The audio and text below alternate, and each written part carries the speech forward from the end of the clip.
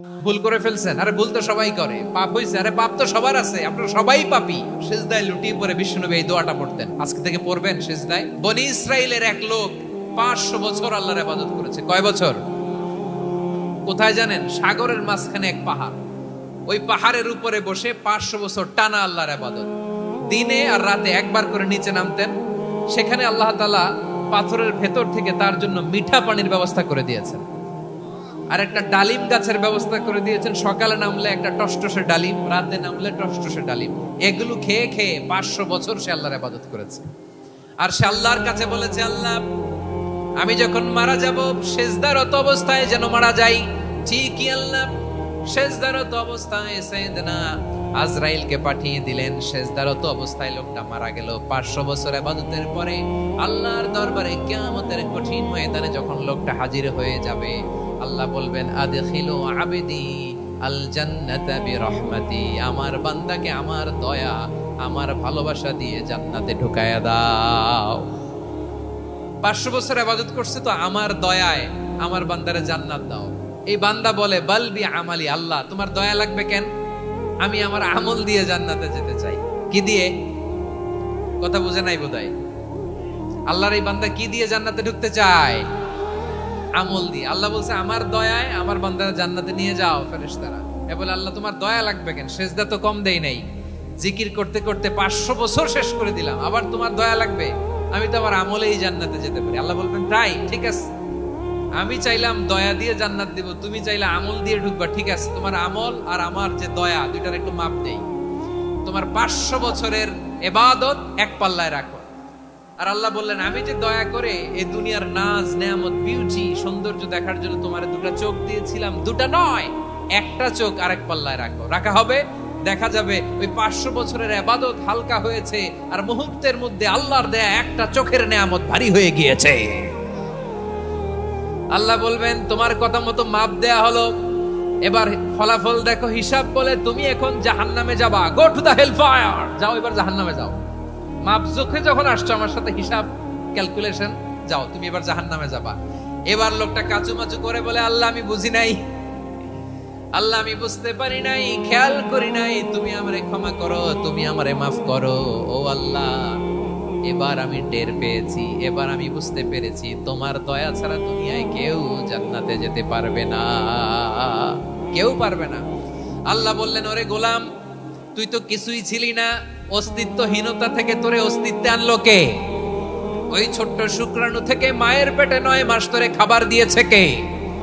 আবার সুস্থতার সাথে দুনিয়ার বুকে তোরে ডেলিভারির ব্যবস্থা করে দিল কে? আবার তোর মায়ের বুকের ভেতরে 2টা খাবারের লাইনের ব্যবস্থা করে দিল কে? আবার তোকে শৈশব পেরিয়ে কৈশোর পেরিয়ে তারুণ্য, তারপরে যৌবন, এগুলো দান করলো কে? তার চেয়ে বড় কথা, পাহাড়ের মাঝখানে সাগরের মাঝখানে 500 বছর ইবাদত করার শক্তি তোর গায়ে দিয়েছে কে? এই সাগরের মধ্যে লোনা পানি, লবণের পানি মুখে দেয়া যায় না, সেখান থেকে আমি পাহাড়ের ভেতর থেকে মিঠা পানির ব্যবস্থা করে দিলাম। ওই জায়গায় তোরে রিজিকের বন্দোবস্ত করলো কে? সকাল বিকাল 2 বেলা টসটসে ডালিম খাওয়ার ব্যবস্থা করে দিল কে? তোর আবদার ছিল, আল্লাহ আপনি আমারে সেজদারত অবস্থায় রুহু কবজ করবেন, তোর শেষ আবদারটাও পূরণ করেছে কে? ও গোলাম, আমার রহমতের তুলনায়, আমার নেয়ামতের তুলনায় তোর 500 বছরের ইবাদতের কোনো ওজনই হবে না। গোটা বিশ্বের কেউ কোনোদিন আমার জান্নাতে ঢুকতে পারবে না আমি আল্লাহর দয়া ছাড়া। হুয়ার রহমানুর রহিম, তিনি দয়াময়, তিনি মেহেরবান। জিব্রাইল আলাইহিস সালাম বিশ্বনবীর এই লম্বা হাদিসটা যখন শোনালেন, আমি যা যা বলছি এটা বিশাল এক হাদিসের অনুবাদ। বললেন, ইয়া মুহাম্মদ, এই দুনিয়ার সবটাই চলে আল্লাহর রহমত দিয়ে। হাদিসের শেষ কথা, সব চলে আল্লাহর কি দিয়ে? তখন বিশ্বনবী সাহাবাদের বললেন, ও সাহাবারা শোনো, আল্লাহর জান্নাতে কেউ কোনোদিন প্রবেশ করতে পারবে না তার রহমত ছাড়া। সাহাবারা বললেন, ইয়া রাসূলুল্লাহ, আপনিও না?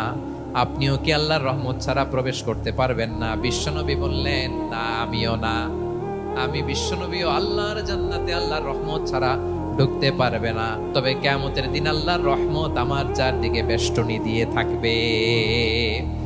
আল্লাহ নিজের পরিচয় দিয়ে বললেন, আলিমুল গায়বি ওয়াশ শাহাদাতি হুয়ার রহমানুর রাহিম। আমি হলাম রহমান, আমি রাহিম। আল্লাহরে চিনছেন? ওবারখালীর ভাইয়ের, আপনার রবকে চিনতে পারতেছেন? তিনি দয়ার সাগর, তিনি মায়ার সাগর। তার দয়ার সাগর যে কত বড় আপনার কল্পনাতেও নাই। এজন্য আপনার পাপ যত বড় হোক, অন্যায় যত বড় হোক, অপরাধ যত বড় হোক, আপনার জুলুম যত বড় হোক, আল্লাহর রহমান নামের দরিয়া তার চাইতেও বড়। আল্লাহ বলেন, কুলিয়া ইবাদিয়াল্লাযীনা আসরাফু আলা আনফুসিহিম লা তাকনাতু মির রাহমাতিল্লাহ ইন্নাল্লাহা ইয়াগফিরুয যুনুবা জামিআ ইন্নাহু হুয়াল গফুরুর রহিম। ও আমার গুনাহগার বান্দারা শোনো, জুলুম করেছো, ভুল করেছো, অন্যায় করেছো, আল্লাহর রহমত থেকে নিরাশ হয়ো না। আমরা বিশ্বাসীরা কশিনকালে আল্লাহর রহমত থেকে নিরাশ হব না, ঠিক কিনা বলেন? আল্লাহর রহমত থেকে নিরাশ হবেন? ভুল করে ফেলছেন, আরে ভুল তো সবাই করে। পাপ হয়েছে, আরে পাপ তো সবার আছে, আপনারা সবাই পাপী, সবাই পাপী। যত পাপ হোক, ভুল হোক, অন্যায় হোক, অনুতপ্ত হয়ে তওবা করে, ওযু করে, জায়নামাজটা বিছিয়ে সেজদা দিয়ে চোখের পানি ছাড়েন। চোখের বেয়ে পড়া পানি আল্লাহর কাছে যে কত প্রিয়। অনুতপ্ত বান্দার চোখের পানির ফোঁটা তার চোখ বেয়ে, নাকের ডগা বেয়ে জমিনে ড্রপ করার আগেই আল্লাহর ওই বান্দার সব গুনাহ মাফ করে দেয়। আল্লাহ বললেন, আমি রহমানুর রহিম, আমি দয়াময়, আমি মেহেরবান। এরপর আল্লাহ বললেন, হুয়াল্লাহুল্লাযী লা ইলাহা ইল্লা হুয়াল মালিকুল কুদ্দুসুস সালামুল মুমিন। ওয়াল্লাহুল্লাযী, তিনি এমন আল্লাহ, লা ইলাহা ইল্লাহু, তিনি ছাড়া কোনো ইলাহ নাই। আল মালিক, তিনি হলেন আল মালিক। দুইটা শেষ, আর রহমান আর রাহিম শেষ। এবার আল্লাহ 3 নাম্বার গুণবাচক নামের পরিচয় দিচ্ছেন। আল্লাহ বলছেন, আমি হচ্ছি আল মালিক। আমি কি?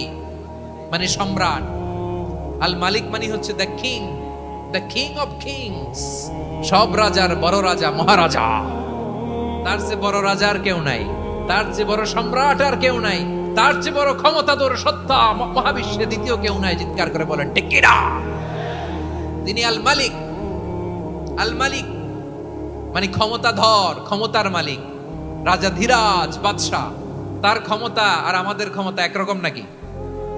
আবার আমার নবী, বিশ্ব নবী যখন সিজদায় লুটিয়ে পড়তেন, আম্মা জানা এসে বলেন, আমরা তো সিজদার মধ্যে সুবহান রাব্বিয়াল আলা বলেই শেষ, কিন্তু বিশ্বনবী তাহাজ্জুদের নামাজে, নফল নামাজে, সুন্নত নামাজে 3 বার সুবহান রাব্বিয়াল আলা তাসবিহ পড়ার পরে তিনি পড়তেন, সুবহুন কুদ্দুসুন রাব্বুল মালাইকাতি ওয়ার রূহ। সুবহ কুদ্দুস রব্বুল মালাইকাতি ওয়ার রূহ। সিজদায় লুটিয়ে পড়ে বিশ্বনবী এই দোয়াটা পড়তেন। নফল নামাজে, সুন্নাত নামাজে কিংবা তাহাজ্জুদের নামাজে সুবহান রাব্বিয়াল আলার পরে কি পড়তেন? সুবহুন। আওয়াজ করে বলেন, সুবহুন কুদ্দুসুন রব্বুল মালাইকাতি ওয়ার রূহ। মানে আল্লাহ আপনি প্রশংসিত, আল্লাহ আপনি অতি পবিত্র, আপনি সব ফেরেশতা কুলের রব, ফেরেশতাদের সরদার জিবরাইলের রব। সুবহানাল্লাহ। আজকে থেকে পড়বেন সিজদায়? হ্যাঁ, বারোখালীবাসী পড়বেন নাকি? হুজুর নামাজে তো পড়ি না। হ্যাঁ, এরকম নফল নামাজে, তাহাজ্জুদের নামাজে, সুন্নত নামাজে সিজদার যে তাসবিহ সুবহান রাব্বিয়াল আ'লা 3 বার পড়ার পরে আমার ভাইরা, মহিলা প্যান্ডেলে আমার যে মায়েরা বোনেরা আছে, আজকে তো রেকর্ড হয়ে যাবে, কালকেই ভিডিও পেয়ে যাবেন। 3 বার সুবহান রাব্বিয়াল আ'লা পড়ার পরে পড়বেন সুবহুন কুদ্দুসুন রব্বুল মালাইকাতি ওয়ার রূহ। পড়বেন তো ইনশাআল্লাহ। আল্লাহ তাআলা সূরা মুলকের শুরুতে বলছেন, তাবারাকাল্লাযী বিয়াদিহিল মুলকু ওয়া হুয়া আলা কুল্লি শাইইন কাদির। মহিমান্বিত সত্তা, যার হাতে ক্ষমতা, তিনি যা চান তাই করতে পারেন। আওয়াজ করে বলেন তো তিনি কে?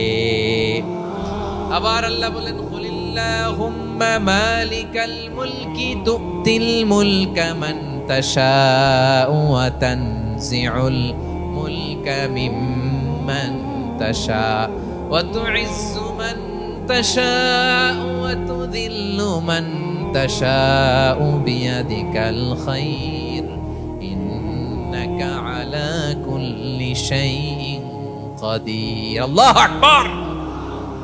এ নবী আপনি বলুন, আল্লাহুম্মা মালিকাল মুলক, আল্লাহ আপনি ক্ষমতার মালিক।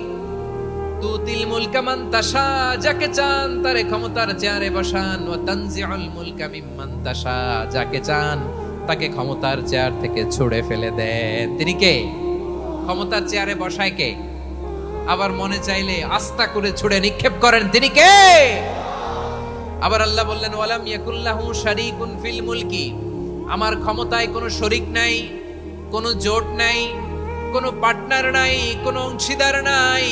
আবার আমি চলে গেলে আমার ক্ষমতার দাবিদারও কেউ নাই। আল্লাহু আকবার। এই দুনিয়াতে রাজা মারা গেলে পরের রাজা কে হয়? রাজার ছেলে রাজা, ঠিক কিনা বলেন? আল্লাহ চলে গেলে আরেকজন বসবে নাকি এরকম? না, তার ক্ষমতার সাথে দুনিয়ার ক্ষমতার কোনো মিলই নাই। এজন্য তিনি তার নাম দিয়েছেন আল মালিক। আল মালিক, the owner of power, the owner of ultimate power and sovereignty, the king of kings, সব রাজার বড় রাজা, মহারাজা আল মালিক, তিনি হচ্ছেন আল্লাহ। চিৎকার করে বলেন ঠিক কি না? তিনি আসল ক্ষমতার অধিকারী। দুনিয়াতে যে আমরা ক্ষমতা নিয়ে কামড়াকামড়ি করি, মারামারি করি, কিয়ামতের দিন আল্লাহ জিজ্ঞেস করবেন, কই তোদের ক্ষমতা আজকে বল। কিয়ামতের সময় সব মানুষগুলো যখন ইন্তেকাল করবে, সব জিনেরা যখন ইন্তেকাল করবে, সব ফেরেশতারা যখন ইন্তেকাল করবে, বাকি থাকবে মালাকুল মাউত। মালাকুল মাউত এসে বলবে, আল্লাহ আপনার কথা মতো সবাই শেষ, মানুষগুলো নাই, জিনগুলো নাই, আমার সতীর্থ ফেরেশতাগুলো নাই, মহাবিশ্বের কেউ নাই। আল্লাহ বলে, এখন কে আছে? মালাকুল মাউত বলবে, আল্লাহ তুমি আছো আর আমি। তুমি তো আল হাইয়্যু আল কাইয়্যুম, অবিনশ্বর, শাশ্বত, চিরঞ্জীব, কোনদিন মরবা না, তুমি আছো আর তোমার গোলাম আমি আছি আজরাইল। মহাবিশ্বে কয়জন আছে মাত্র? জোরে বলেন। এক হচ্ছেন আর হচ্ছে মালাকুল মাউত। আল্লাহ তুমি আছো আমি আছি। আল্লাহ বলবে, ঠিক আছে, এবার তোমার মরণের পালা। মুত ইয়া মালাকাল মাউত, হে মৃত্যুর ফেরেশতা তুমি মরো। মালাকুল মাউত আল্লাহর আদেশ বাস্তবায়ন করতে যে বিকট একটা চিৎকার দিয়ে মৃত্যুবরণ করবে। ওই চিৎকার দুনিয়ার মানুষেরা, চিৎকারের আওয়াজ যদি দুনিয়ার মানুষেরা শুনতে পেত, দুনিয়ার মানুষের প্রত্যেকের কানের পর্দা ফেটে মুহূর্তের মধ্যে সব লাশ হয়ে জমিনে পড়ে রইত। ভয়ঙ্কর চিৎকার দিয়ে মালাকুল মাউত বিদায় নিবে, কেউ নাই। এবার বলেন তো, মহাবিশ্বে মহাশূন্য, কেউ নাই, উপরে নিচে, সামনে পেছনে, ডানে বায়ে কোন সত্তা, কোন জীবিত সত্তা আর আছে? একজন ছাড়া, তিনি কে? কুল্লু মান আলাইহা ফানি ওয়া ইয়াবকা ওয়াজহু রাব্বিকা যুল জালালি ওয়াল ইকরাম। পড়েন, ফাবিআইয়ি আলাই রাব্বিকুমা তুকাযযিবান। কেউ থাকবে না একজন ছাড়া। একজন ছাড়া। এই ড্রোন দেখে হাত নাড়ালে হবে? আমার দিকে তাকাইতে হবে, কথা শুনতে হবে। মহাবিশ্বে কেউ নাই, একজন সত্তা ছাড়া। আওয়াজ করে বলেন, তিনি কে? এবার আল্লাহ ডেকে বলবেন, লিমানিল মুলকুল ইয়াউম, লিমানিল মুলকুল ইয়াউম। ক্ষমতা কার? Who belongs the kingdom today, who belongs the power, authority today, who belongs the sovereignty today. আজকে ক্ষমতা কার? দুনিয়াতে ক্ষমতা নিয়ে এত কামড়াকামড়ি, দুনিয়াতে জান নিয়ে এত মারামারি, এত অত্যাচার, এত রক্তপাত, এত ব্লাডশেড। আজকে বলো তো ক্ষমতা কার? কার ক্ষমতা? মহাশূন্যে কোনো আওয়াজ নাই, শুধু আমার রবই বলবেন, লিমানিল মুলকুল ইয়াউম। আজকে ক্ষমতা কার? কোনো আওয়াজ নাই, উত্তর দেওয়ার মতো জীবিত কোনো সত্তা নাই, ফলে কেউ উত্তর দিতে পারবে না। আল্লাহ নিজেই প্রশ্নের উত্তর দিয়ে বলবেন, লিল্লাহিল ওয়াহিদিল কাহ্হার। একচ্ছত্র অধিপতি, ক্ষমতার মালিক আল্লাহ ছাড়া কারোর জন্য কোনো ক্ষমতা নাই। চিল্লায় বলেন ঠিক কি না?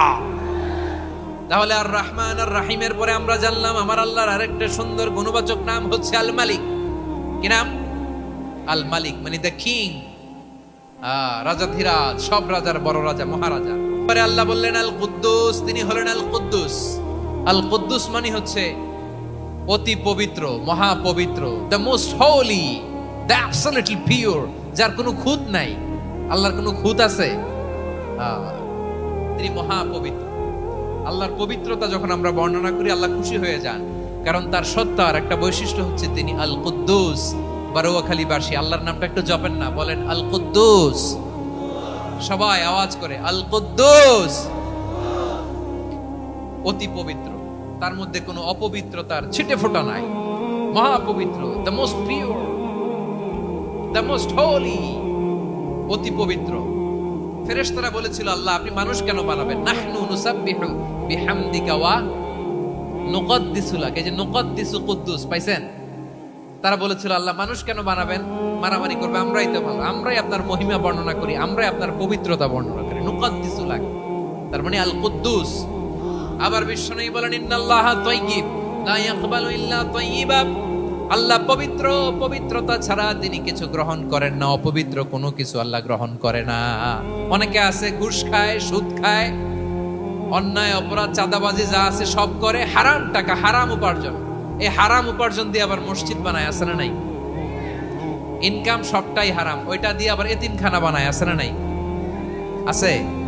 ওইটা আল্লাহ কবুল করবে না, কারণ আল্লাহ নিজে পবিত্র। পবিত্র না হলে কিছুই অ্যাকসেপ্ট করেন না। সুবহানাল্লাহ পড়েন। তাহলে বুঝলাম তিনি আল কুদ্দুস মানে অতি পবিত্র। এরপরে আল্লাহ বলেন আমি হচ্ছি আসসালাম। আওয়াজ করে বলেন আসসালাম। আসসালাম মানে হচ্ছে শান্তির আধার।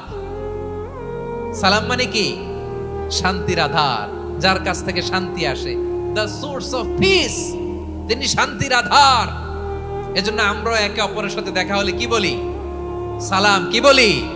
সালাম সালাম হাজার সালাম, সকল শহীদ স্মরণে আমার হৃদয় রেখে যেতে চাই তাদের স্মৃতির চরণে। সবাই বলেন সালাম সালাম হাজার সালাম, সকল শহীদ স্মরণে আমার হৃদয় রেখে যেতে চাই তাদের স্মৃতির চরণে। পড়েন আমিন। আমরা সকল ভাষা শহীদ, সকল মুক্তিযোদ্ধা, তাদের জন্য দোয়া করি এবং 24-এর ছাত্র নাগরিক অভ্যুত্থানে যারা শাহাদাতের সর্বোচ্চ নাজরানা পেশ করে এই নতুন ভোরের বাংলাদেশ আমাদেরকে উপহার দিয়েছে, তাদের জন্য আল্লাহর কাছে দোয়া করি। সবাই বলেন আমিন। আল্লাহর একটা নাম হচ্ছে আসসালাম, মানে হচ্ছে শান্তির আধার, দ্য সোর্স অফ পিস। শান্তি দেওয়ার মালিক কে?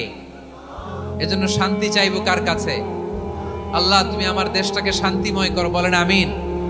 আল্লাহ তুমি আমাদের পরিবারের শান্তি নসিব করো, বলেন আমিন। আল্লাহ আমাদের জীবনটাকে তুমি শান্তিময় করো, বলেন আমিন।